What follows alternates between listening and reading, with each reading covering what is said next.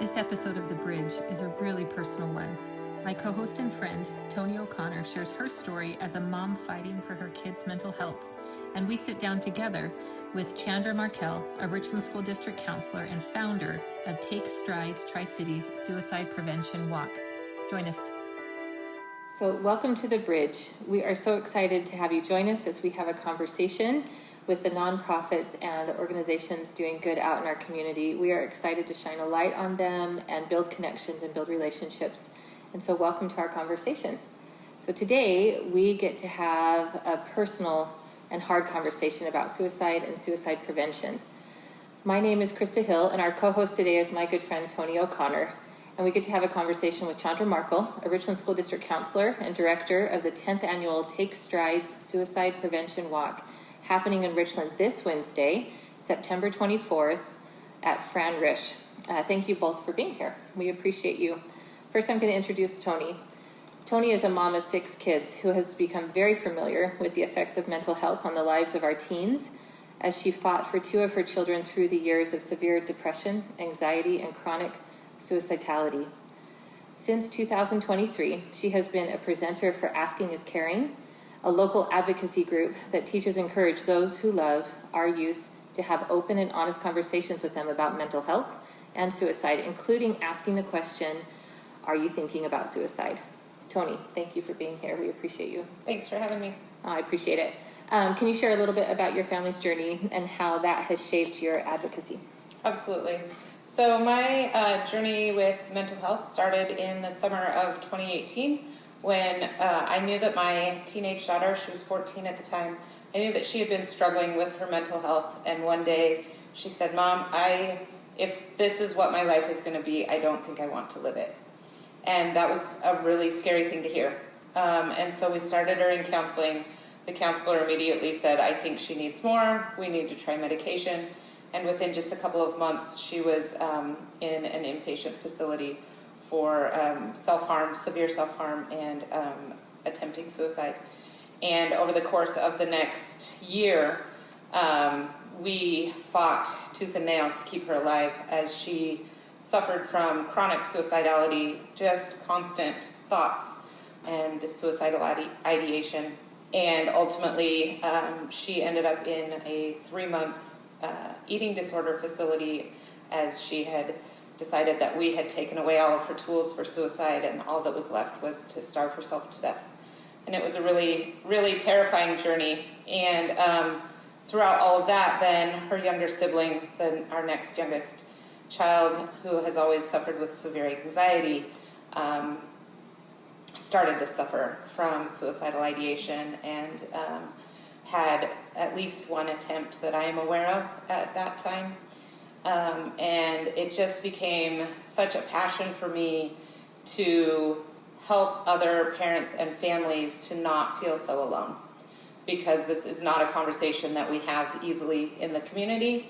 And when we were going through it, I felt like I was the only one who had ever dealt with that, which obviously now I know isn't true. But it felt so isolating and so scary, and I didn't know where to turn for resources. It was by far, even to this day, the most difficult year of my life, just fighting for her health and to keep her alive and to get her to the point where medication could help, where the therapy could work for her, and we could move her to the point where she was not just being kept alive, but where she wanted to survive. So if she was your oldest, Mm-hmm. I know you have 6 kids. Yes. What were the age groups of all of your kids during that year? So I'm just trying to wrap my mind around how a mom handles that. She was 14. My next youngest kiddo was in 6th grade, just starting 6th grade.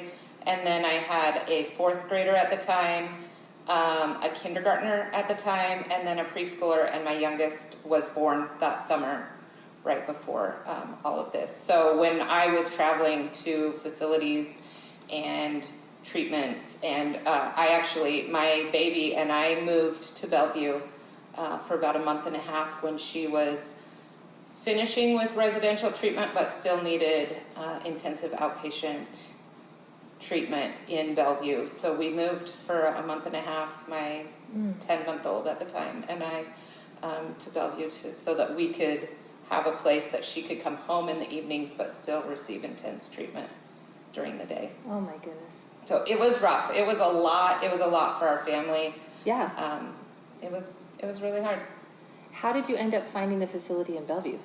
So that's actually a really great question. Because I wouldn't know. Through her therapist that she was seeing at the time here in town, she referred us when it became clear that her eating disorder was an eating disorder. Because at first, you just see like little signs or whatever. She recommended that we check out the Recovery and Wellness Center in Richland, which turned out to be a fantastic facility for her as we re-entered society.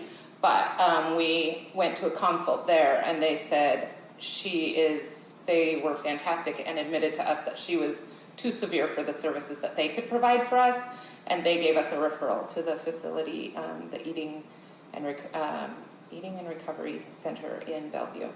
And so that's when we went there, fought for a few weeks to get a bed there. That's one of the hardest parts, is finding open availability in facilities. And then they were there to help her transition back into life once we moved back into the Tri-Cities. They were there while she continued intense treatments through the Recovery and Wellness Center for about 6 to 8 weeks after we moved back to the Tri-Cities. Holy cow. Yeah, it was a lot for a year. A year plus, because she has continued. Obviously, it's not something that just goes away. No. She's 21 now, and she continues to deal with mental health every day. Does she talk openly about it yet, or does it feel like a private conversation for her still? She's amazing, and she has always been open from the time, even while she was going through it. She was like, "Mom, share my story. Let people know that there's hope, like that they're not alone." And even so, she came back to Tri-Cities in the summer between her freshman and sophomore years, and at one of the first assemblies at Hanford her sophomore year, she shared her story. Oh, that's great. With students there, and said, "There's hope, there's healing, ask for help." She's been incredible at being willing to share her story, because she does not want others to feel alone or to feel hopeless. That is the worst feeling. It really is. So you as a mom at that time, you were experiencing that too from a mom perspective. Yeah. What do you wish would have been different, or now that you know what you know now, would you have handled it different back then, or you just know what you know and you move forward? I would have sought help sooner. I would have seen the signs sooner. That's one thing that we work with in Asking is Caring, is knowing the signs from the earliest signs. And there were things that I didn't know, things she said that I didn't know that I needed to take seriously. Little signs of I'm just not happy, things aren't going well, signs when things weren't going well with friends. Some of those things that I didn't recognize as signs of depression, because she's a joyful, happy, seemingly bright, light child. With a beautiful smile, by the way. She has a gorgeous smile. Thank you. Yeah. And so looking at her, we didn't suspect, right? Nobody would have known that she was dealing with this hard depression. And so I wish that I had known the signs earlier and known to take things seriously earlier. Because there were times that I asked her, "Do we need to go to the hospital? Like, do we need to go to the doctor?" But I didn't know that I needed to ask, "Are you thinking about suicide?" until it was almost too late. Do you know, I don't know much about the Asking is Caring. Would you tell me a little bit about that? Yeah, absolutely. Asking is Caring, it was established a few years ago. I don't know my exact timeline, but that's okay. This podcast is not going to court. Through the University of Washington Smart Center, and they use evidence-based research to talk to parents about warning signs, about things to watch for in their students, and then about having the conversation. And we do a workshop. There's little booklets, and you work together with other parents and caregivers and loved ones in our workshops and practice. We help give you a script so that you can have these conversations with your kid. And then we also talk a lot about prevention, about the need to lock up medications and guns and ammunition and those kinds of things, so that we're buying time for our kids, because when they're feeling this way, it feels so immediate and urgent. And if we can buy that time where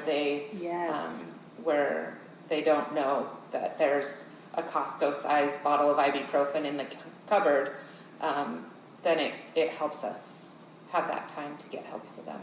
And then we also provide them with I feel like it's a pretty extensive list of resources at the end of class that they get to take home and have at their fingertips. I've learned through doing it some amazing resources through Richland School District and different places in the community, even that I didn't know when I started presenting.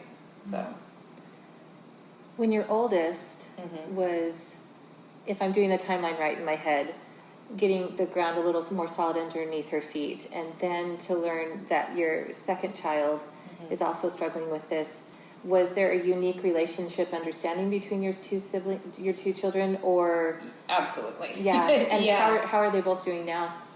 They're doing well. If it's okay to ask. Yeah, no, that's fine. My second kiddo is a bit more private. They're a much more private human. They're an introverted kiddo, but they still struggle. Honestly, even up until their suicidal thoughts revolve more around anxiety. When things get really scary or anxious, then it's like, I don't want to face that, so I'd rather take my life. As opposed to, with my oldest daughter, it was a depression of I can't live like this forever. I just want the pain to end. So it's a little, they're in different reasons, different circumstances. And as that kiddo just graduated, right? And that's a hugely anxiety-inducing time of life. And they've struggled these past several months trying to figure out how to proceed as an adult in life. So much pressure. But they're on a good regimen of medication. They've got a fantastic counselor that they see. And we've been able to work through a lot with them and keep them safe. I remember when my oldest was struggling and trying to get out, and there was just, it's such this funny paradox, because today doesn't matter, the long term matters, and yet today's the only day that matters. Both are true at the same time. And I remember he was being so hard on himself, and his decisions and his perspective was based in shame for a long time. And I just remember us having this conversation of, soon, keep the perspective, soon you will look back on this with such kind eyes. But I don't know how to open that door to that perspective when you're in your late teens and early 20s. It's a very limited perspective when you're struggling. And I wish I knew how to open that perspective up. Yeah. But I liked what you said earlier about it buys you time. I love that. And all the time we could buy gets us that much longer to get help. I love that. Thank you so much for sharing that. I want to bring in Chandra. Thank you so much for being here with us too. So Chandra is a counselor at Richland High School. She is on the mental health assistance team and flight team for the Richland School District. And she is the founder of the awesome Take Strides Suicide Prevention Walk. And this year they're celebrating their 10th year. And that is coming up, and we're just so happy to have you. And if you want to add anything else to the bio, please do. And we just want to know everything we can about your experience and what led you to get involved with the Suicide Prevention Walk. Thanks for having me, Krista. Yeah, so happy to have you. From a young age, I knew I wanted to be in a profession that helped people. That's just my nature. And I've been in education for 24 years now. Started out in the Pasco School District, working with at-risk kids, kids in gangs, on drugs, broken families. Wanted to work in Pasco forever is really what I thought. But then I got my master's degree, got a position in Benton City, and realized that kids needed me no matter where they lived, what side of the bridge they were on. There was mental health issues everywhere. And so that was always just my passion, is working with kids. And when I started in the Richland School District in 2014, a group of a TV, it was a TV production class, and they came down to the counseling department and said, hey, we want to interview a counselor on suicide. And all my colleagues were kind of like, go down the hall. They shrunk a little bit. Yeah. Go see Chandra. We think that she likes to talk about those things. And so I said, yeah, I'm not an expert, but I'm willing to have the conversation with you. And so we went down to the TV broadcast classroom, and I just heard myself over and over again as they were asking me the questions that, oh my gosh, this is so important, and why aren't we talking about this more? And so with that, I went to my principal's office, and his life had been touched personally by suicide too. So he gave me the go ahead to, yes, Chandra, start the conversation and break the silence in the halls, right? And so with that, I contacted my friends at the Youth Suicide Prevention Coalition. We had lunch. I gave them all these ideas. I wanted to have, the walk, and I wanted to go in classrooms and talk to kids, and wanted to have the first ever mental health community forum and bring parents in and all the resources in the community. And so that's really how the walk started. Oh, yeah. That's awesome. Yeah. I love it. And we're 10 years in, and I can't believe it. Oh, and just normalizing the conversation, right? Yeah. Why do you think it's so hard to talk about? Like, if you had to define why? Well, I just think death is hard to talk about, right? Like, even as a counselor, I think I can talk about anything, but when it comes to like suicide and death, it's hard. Mm-hmm. It hurts deep. Mm-hmm. And it's just, there's a stigma around it, right? Mm-hmm. I still struggle even today, like this last week, with adults in the building that still believe that if you talk about it, you're putting the thought in kids' heads. And they don't want to come to the walk. They don't want to support the walk. Yeah, it's an old way of thinking, and all the research. Sorry, this is an audio recording, so I just gave you a surprise look. Sorry. It's so true though. And I remember even over the years, I'll post on the Take Strides Facebook page or my personal page, hey, everybody come to Take Strides and support suicide prevention. And I've been so angry over the last couple of years because I can post a silly picture of me or my family on Facebook, and I get 200 likes, and I post, hey, we have a suicide prevention walk that's supporting all the youth in the Tri-Cities. Come, be a trusted adult. Let these kids know they're cared about. And I get maybe like 10 likes. No one even wants to acknowledge it, that they've seen it, because that's interesting. I think it's so scary, and the stigma attached to it. Yeah, it's frightening. Yeah. Do you think your daughter feels that way about it? I think she did. I mean, I think that society for years has told us that if we just try harder, if we just think more positively, that we'll be fine. And I'm so glad to see that changing, right? Yes. As we're realizing that, yes, there is a lot that can be controlled with positive thoughts, right? Like even the therapies, the CBT and DBT, like all of the methods involve changing our thoughts and that. But there is such a component of the chemical makeup of our brains, all the things that we're exposed to in our environments that I think 20 years ago, even 10 years ago, people felt like depression and anxiety was their fault. And so it felt shameful to admit that you were suffering from that. And the language surrounding suicide, where growing up it was talked about that this person committed suicide, that they, we used those words that were so harsh, and talked about how sinful or how dark or how terrible this thing was. And it is terrible, but it's not that person doing something so terrible. It's that person experiencing something so dark that they just don't see another option. And it's even the body language around it, right? Absolutely. And I'm going to share this super compassionately. So we just moved here from Seattle about 5 years ago, and there was we were at an event with adult leaders and a bunch of teenagers, and I'm prefacing it to say I totally think they were doing what they thought was right and the best they could. But this one presenter couldn't even bring herself to say the word depression. She kind of shrunk, but it was because she was uncomfortable, right? So I'm very compassionate to that, but let's also be honest about it. So to not even be able to say the word depression, but her body language kind of shrunk in and on itself, and she talked about in a hushed tone, when you get really sad. And I watched that and I thought, we just told all of the youth in this room that depression is shameful, that it should be whispered about, and anyway.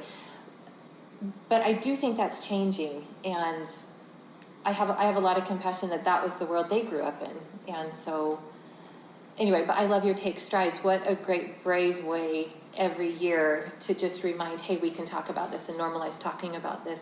Have you seen an adjustment or things getting better? Hopefully in what more. Sense? Well, I guess I don't know. I guess in that people are willing to talk about it or willing to show up. Yeah, when we first started, it was just a Richland School District walk. So I said, I have this plan. Did it always start out at Friend Rish? Yes. Okay, yes, sorry, I interrupted you. Sorry. Inception, yes, it okay, did. Go ahead. But when I brought in YSPC, so I brought them in to train our staff at Richland and Hanford. So I brought some of the Hanford staff into it. I said, hey, I'm going to do this at Richland High School. Let's duplicate it at Hanford. Why wouldn't we, right? These kids live just a couple miles down the road from us. And so we brought them in. We trained the staff around suicide prevention. Then YSPC and the counseling staff went into all the classrooms at Richland. I can't remember if they did it at Hanford or not. They had a spirit week with us. We did the first ever mental health forum. So what that was I invited parents to come in and have a conversation with our professionals in the community to talk, have these hard conversations and to get the resources they needed to help their kids. And I remember I had the library full of all these resources, and 2 parents came that night. And it was because they were scared that someone was going to see them walking in there and might know that their student was suffering with depression or maybe suicidal ideation. I mean, I know that was it. It was the stigma that was attached, but I'll tell you, we had the most candid conversation that night, and it was just so impactful, even with those couple parents in there and the community resources we had. So I'm excited, for the event that's going on tonight in Richland, just that we're opening it up and more people are coming and we're starting the conversation. And so, yes, yeah, that's all. That's yeah, awesome. and actually, this podcast will come out after that event happens, which is a shame, but maybe it'll happen again next year, right? And so, absolutely. So we'll totally talk about it again. But yeah, that one's called Real Talk. It's a mental health summit for teens and their parents, and they're going to have breakout rooms and different professionals with different topics tailored towards the teens and towards the parents, and hopefully each room is a safe space to say whatever you need to say. Yeah, for sure. Yeah. Going back to your original question. Please. So then we had the Take Strides walk that was the first year. And I probably had a couple hundred people come out, and we just walked around Friend Rish Stadium, and it was mainly just Richland and Hanford for the first couple years. And then again, I was like, why are we just doing this in Richland, Richland and Hanford? There's kids all over the Tri-Cities that need to talk about it. And so invited all the schools in the Tri-Cities. And so progressively it's just gotten bigger and bigger to where now we have probably between 700 and 1,000 people show up. So super proud of that. I would assume the more that suicide affects families, the more will show. Yeah. Which is a horrible reason why. And yet, I don't know, my husband has said that if suicide has not affected your family yet, it just hasn't yet. And I think there's truth in that. Yeah. I believe so too. Oh.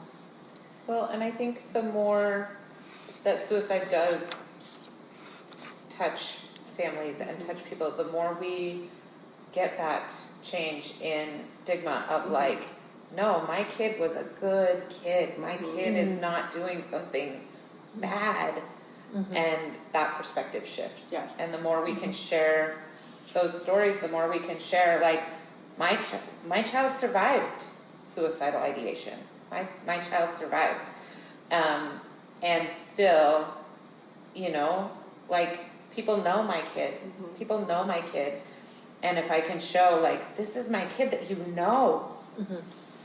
bringing that, personalization, I think helps. So sharing stories, I think is so helpful in breaking that stigma and breaking down those walls of shame and concern that, if we say it out loud, it will cause more, because it doesn't. Right, I mean, right. There's so much research that shows that asking about suicide does not cause an increase of suicide. It actually reduces the number of suicides because you can get help for your child. Yeah.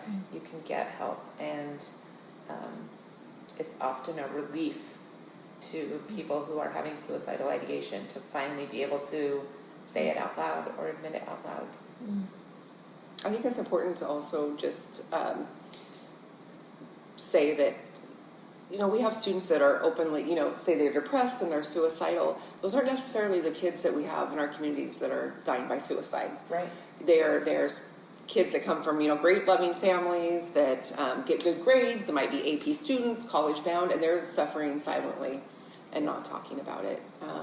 In my experience when I've been in that first year and talked to it was 2,000 kids at Richland High School and kind of did a little survey with them, the majority of them just said, I don't feel good enough, or it's just so many academic and social pressures that they just don't feel like they can meet those, and there's so much, just so much pressure on them, and they don't feel supported.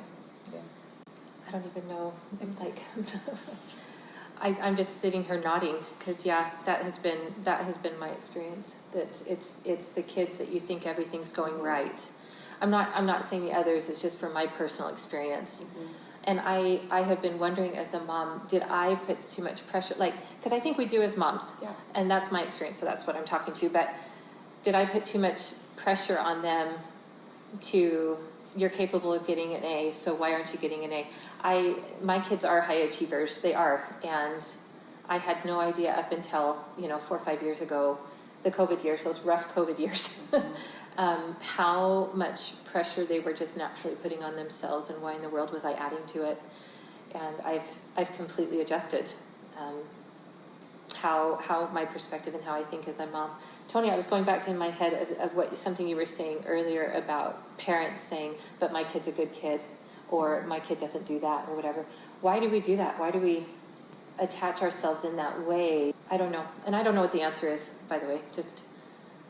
I don't know. I'm just learning about myself. I'm trying to detach from doing that. Right.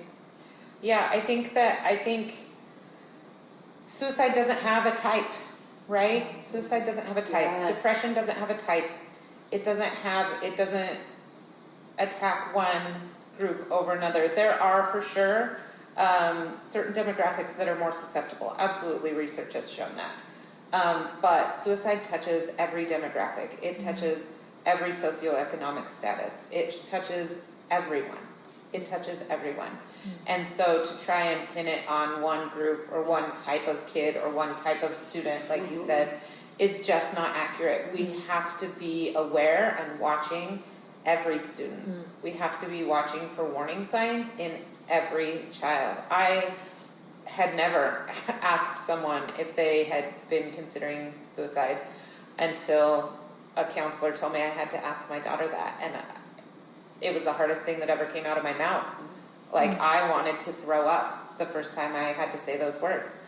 And now it's a conversation we regularly have, even with my younger kids, my middle schoolers, and stuff. We talk about it in our home, and we let them know that if they're struggling, we're here, and we will get them help. We'll do everything we can. And I think every parent feels that, right? No parent is going to say, if they really understood how severely their child was suffering, no parent is just going to dismiss that, right? But we so often just don't know what to watch for, or don't know the questions, or are afraid to ask the hard questions, and so we don't. And then it's too late. Will you share some of those things to look for that you've learned through Asking is Caring? Absolutely. Some of the signs we watch for a lot is any change in activity level. So if your student was super involved and suddenly they're withdrawing from activities or things that they've loved, anytime that there's maybe a shift in something they've loved, maybe for example, we watch a lot with my kids at the end of marching band season. Something that has consumed so much of their life for a few months. And it does. And it's ended. Yeah, and it does. And it does. It could be a sport. It could be a drama production. Any of those things. When that suddenly ends and they have free time, keep an eye on your student. Keep an eye on them. Ask them how they're doing. Process through those changes with them. And then also noticing when they are withdrawing. Changes in friends. Another thing we talk about watching for is like sudden events. Something that happened that was super embarrassing. That's a big trigger for suicide, actually, is something that happened, some embarrassing moment. But that makes sense because it's all in the family of shame. Right. Yeah. And suddenly they come home and take advantage of something that's at home. So they know where the bottle of ibuprofen is, or they know where the gun is kept in the cabinet or whatever. So we watch for those, encouraging having open conversations so you know what's happening, which is hard with teens, right? Because they don't always want to talk about that. Changes in relationships. Those are things we watch for. Dating relationships and even friend relationships. When things like that are happening, keep an eye on things. Watch extra carefully. Those are kind of those big things that we watch for. Just changes in sleep patterns, changes in eating patterns. All of those things are signs that something is amiss. Chandra, do you agree? Is there anything you would add to that list, or an experience you've had that backs it up? No, I was going to say sleeping and eating, isolating. And then I would say sometimes there's not signs, right? Absolutely. Like I've had a recent experience with a student at school, and there was a suicide attempt, and I saw her that morning, and it was the same stuff, going on at the house and with her family, and we talked in depth, and there was no tears, there wasn't crying, she didn't say she was depressed, and I asked those questions, and sometimes, it's hard to catch all the signs. But I do, again, go back to what Toni said too, you have to ask the question directly, are you thinking about suicide, or are you thinking about killing yourself? And in my experience, kids will answer you honestly if you ask the question directly. Yeah, that's been my experience as well.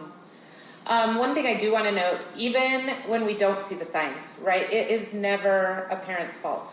Oh, I love that you said that. I love never, that you said ever that. I was sitting here just thinking fault. that.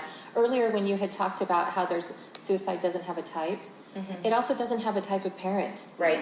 Like, I just truly believe we are all doing the best we can with the tools we've got. Absolutely. And there's no type of parent, it's not your fault. Yeah. I mean, even looking at my experience, my daughter survived, but it wasn't because of anything that I did necessarily. She made multiple attempts. She very well could have succeeded at one of those attempts at suicide in spite of everything I was doing, right? And so it's never a parent's fault. It's never a family's fault. It's never a friend's fault, right? We have to let go of those thoughts, because those are very common thoughts in the wake of a suicide, to say, what could I have done more? How could I have done more? This is my fault. Those are very human questions to ask. They are, absolutely. Yeah. And they're valid questions to ask. We always ask those questions, but we also have to remember that this isn't something we did. This isn't something we caused, or that we could have done more, right? This was a battle that student or that person was battling in their own brain. And no matter what we do, when there are things we can do to help prevent. There are absolutely steps we can put in place. But don't ignore what we know. Right, absolutely. Yeah. And also, don't blame when it doesn't work, right? And we try and we try and we do everything in our power. And sometimes it still happens. Sometimes suicide still happens. So we have kind of addressed some of this already, but for someone who's listening right now who is struggling, who is worried about a loved one or themselves, what resources are available locally, nationally, right now to reach out and do? And Chandra, I'm going to go to you on that. If a student comes into your office tomorrow morning and you ask them, are you thinking about suicide? And they say yes, what's the first thing you do? Well, we talk more. For sure. Yeah, I'm always going to talk more about, if they have a plan. And then I'm going to involve our local crisis response, is who I call. And they usually send people over to the school to also interview the students and make safety plans.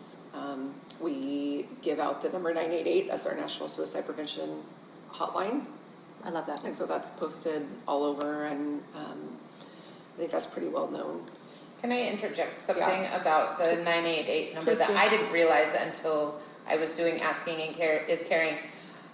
My assumption about 988 was that it was like calling 911. This person is in crisis. I need help immediately. But the reality is 988 actually connects you with a person who can connect you with resources. It's not, if you can call 988 and say, I'm worried about my friend.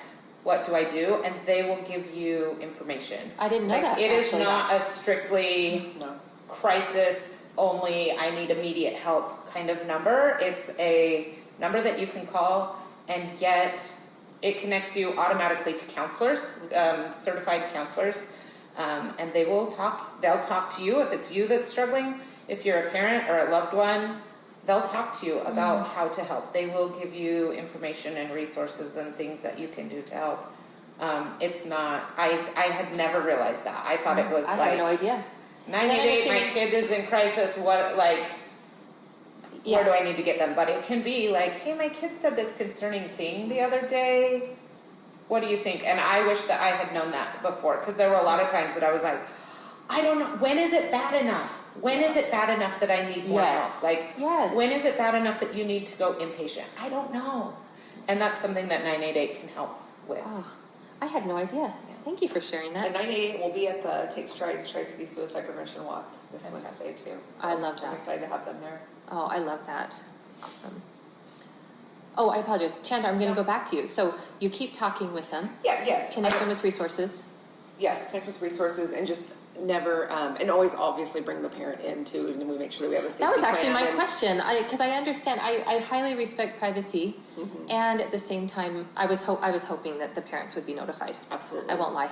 Yes, of course. I never know what guidelines are. Yeah, well, because I can only protect them so much, right? Oh, Within I love the it. confines of the school day, and then they have to go home, right? So yeah, we need to get the parents on board, make sure that they've removed all any way the child could harm themselves, right? So any means to that. Even have them sign a contract sometimes that says, I'm aware that my child is suicidal, expressing suicidal ideation, and I need to take these steps to keep them safe. I'll bet the contract is helpful to have them realize the severity of it. Oh, those poor parents. I know.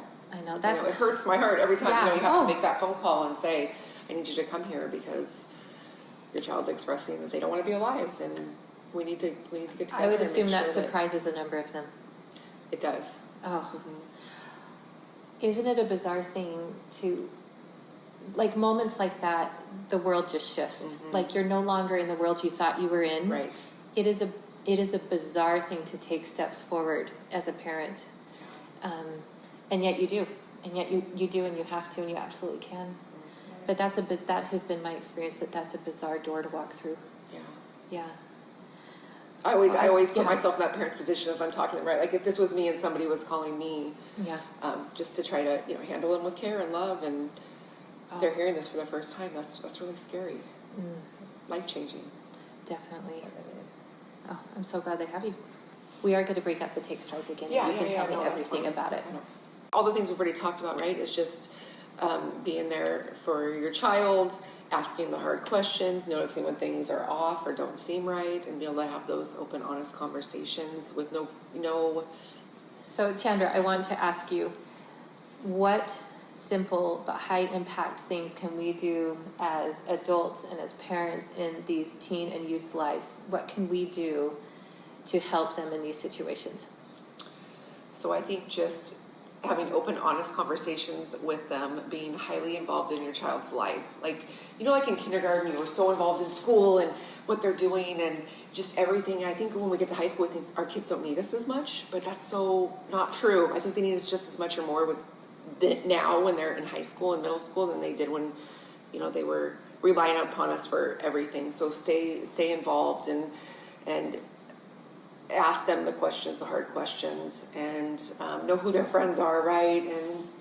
And notice if something just isn't right or doesn't feel right, and just love them and support them no matter what. And they might say things that you don't like or approve of, or, but I don't think you can show them that. You kind of have to have that poker face on, right? Like when your kids are telling you hard things, because if they see that you're disappointed or not approving of something, and they're giving you their whole heart right now, and they're telling you, Mom, I don't feel good, or I'm depressed, or this happened, and I know, and I'm ashamed. I find that the kids that make suicide attempts, sometimes they're like in this excruciating pain, or maybe something bad has happened to them, and they would rather die than admit that something's happened, or that they've done something to disappoint their parents, right? They don't want to live with that. Right. And so I think taking their life is easier than dealing with that. And it really, it's just having that conversation, and it's getting that like elephant off their chest, right? Yeah. And then it's like, they can breathe again and everything's okay. So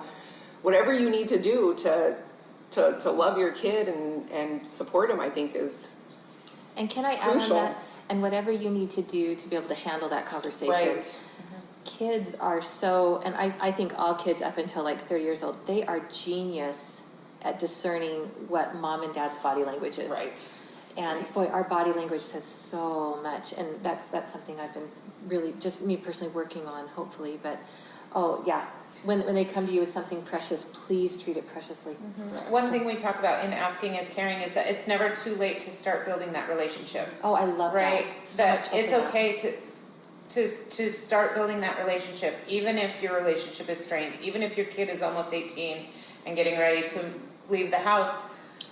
But we don't start with this question, right? We start by getting to know them. We start by asking and knowing what their favorite food is this week, right? We start asking them about what the cool shoes are that everyone's wearing. Like, find those little things that build connection. Because if they don't feel connection, they won't come to you, right? And so, but it's never too late to start building that connection or repairing a relationship that maybe has been strained. And that doesn't mean it's easy, right? It's not easy, but it's never too late. And it's never too early to start building those safety and connections and asking questions, intense questions, even hard questions. We even ask our elementary school kids, like, what hard things are happening for you, and how did that feel? How could we handle it? Like, we try really hard at our house to talk about our feelings and not being afraid to talk about our feelings, which is not something that comes naturally to myself or my husband. We're not feeling people. We have a bit of neurodivergence in our family, and feelings aren't always easy. But we try really hard to talk feelings and recognize feelings and build a safety around admitting feelings and a safety around quote-unquote negative feelings, right? Because so often negative feelings are dismissed or shoved down, and feelings are just feelings. It's what we do with them that's good or bad or whatever, right? But the feelings aren't bad. Like, having emotions isn't bad,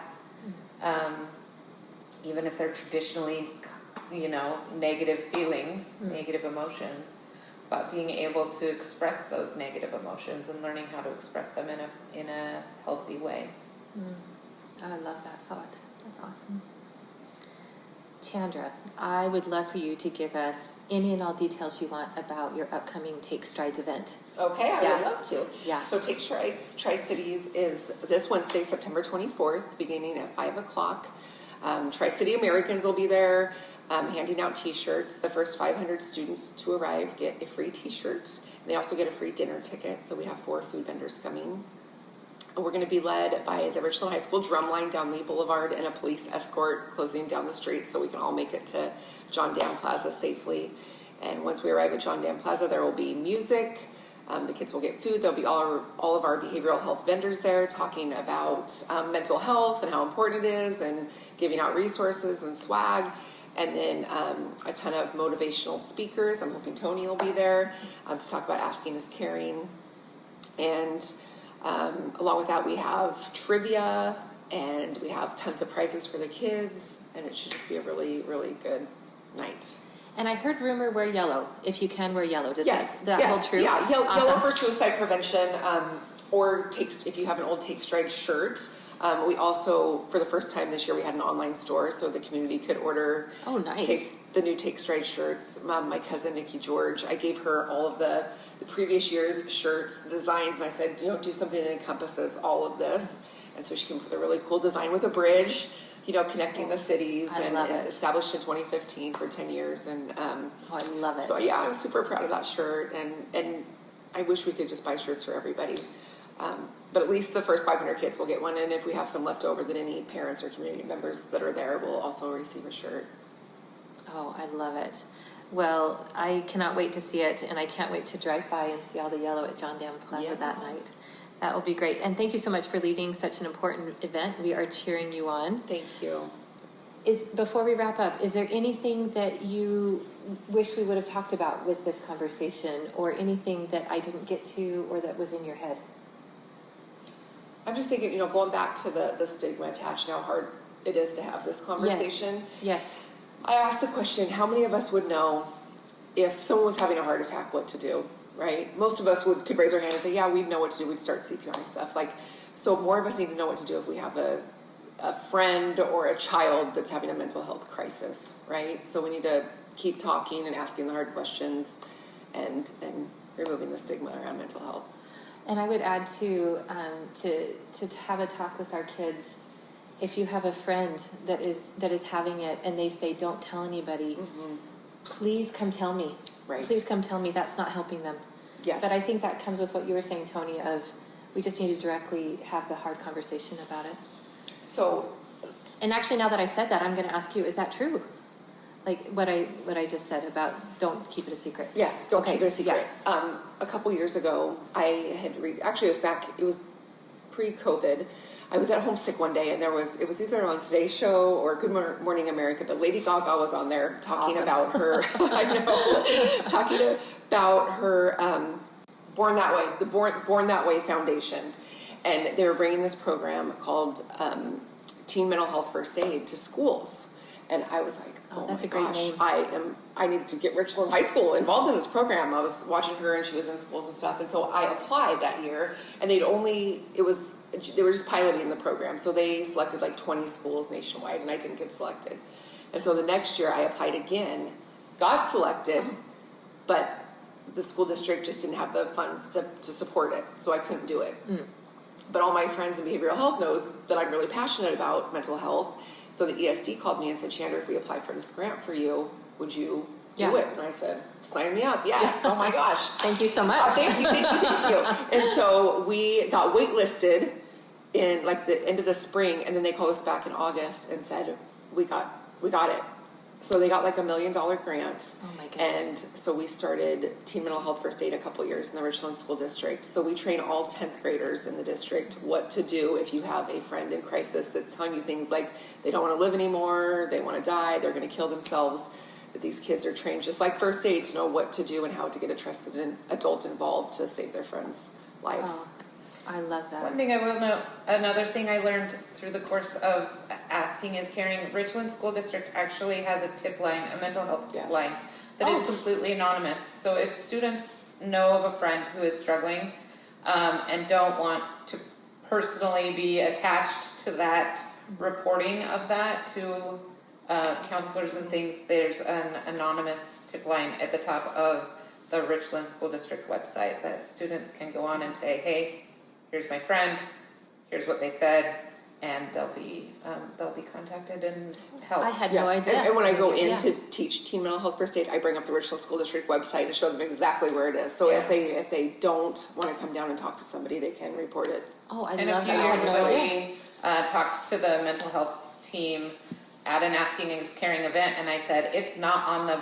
mobile app. When you pull up the mobile app, it doesn't show up, and are you sure? And I pulled it up and I showed them, and they were like, and literally the next week it was fixed. So it's on the mobile. Because I was like, kids aren't logging on to the Richland School District website from their Chromebook. No. It's got to be on their phone. And they were amazing. The Richland School District has done an amazing job at bringing mental health awareness to the forefront and taking every suggestion that parents have thrown at them and said, hey, this needs to be done better. We need these resources online. We need to know this. Parents need to be able to access this easily, and students. And they've done a really fantastic job of taking our suggestions and implementing them. Oh, and that awesome. was one of them that I was really happy to see. Oh, that's awesome. I love Yeah. that. I love that. Ladies, thank you so much. Chandra, thank you for talking with us today and for leading such an important event. And Toni, thank you so much for sharing your story. To anyone listening, you are not alone. There is hope. If you or someone you love is struggling, all the resources we've already talked about, but again, we will remind about 988. And thank you so much for joining us on this conversation of the bridge.